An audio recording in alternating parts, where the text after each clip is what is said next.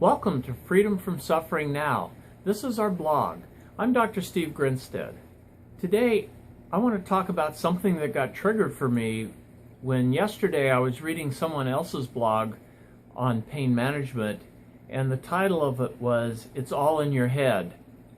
And it got me thinking back to, about the last 30 years, and especially early in my career, when there were times when I really thought some of the people I was working with were med-seeking or drug-seeking.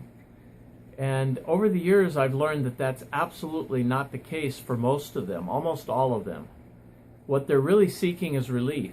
And even the ones that are wanting drugs for that relief, it's not the drugs per se, but it's that mistaken belief that the only way they can get relief is with those drugs.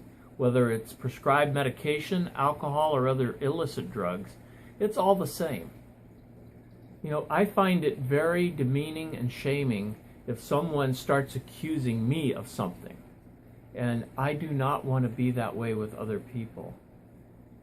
The reality is that when people are living with a chronic pain condition and they have some really extreme levels of pain for long periods of time, they just want something to stop it. They just want to make it better. And a big part of my teaching career has been teaching other healthcare providers how to meet people where they're at, how to treat them with understanding, empathy, and compassion. And, for people to trust me, they need to feel that I'm listening to them, I'm understanding where they're coming from, I'm validating and believing them, and I'm treating them like a human being. And when that happens, therapeutic change is possible. So one of the things I really want to share with people is, please, let's get away from this med-seeking, drug-seeking vocabulary. And it's also crucial, please, never tell somebody it's all in their head. And the reality is, and after I get to know people really well and I've educated them about pain, the pain system, and the ascending and descending pain signals, I will say, really our pain really is all in our head. It's in the thalamus.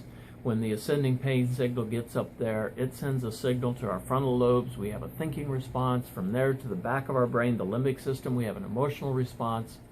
Unfortunately, though, when people live with chronic pain, that system becomes an amplifier and it boosts the perception or intensity of the pain.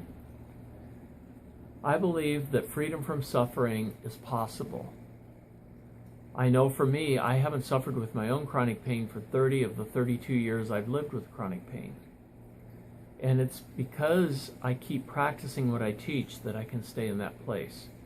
This past couple of weeks, I've had some pretty intense pain flare-ups, a lot of burning neuropathic pain. And it would have been really easy to get scared and fearful and everything. Instead, I went into action. I started doing what I teach others to do. And, it's really important that I not judge myself and put myself down. Today, one of the meditations I read was the importance of self-forgiveness. And it all blends together. I've got to be compassionate with me as well as with the people I serve. And I believe that freedom from suffering is everybody's right, and it's also a responsibility. If you're watching this on YouTube and want to learn more about this all in their head syndrome thing, please go to the link below to check out the rest of my blog. I'll also be making a link for my book, Managing Pain and Coexisting Disorders, using the addiction-free pain management system, for even more education and information about how to deal with someone living with chronic pain that has other things going on. Thank you for being here, and please come back often.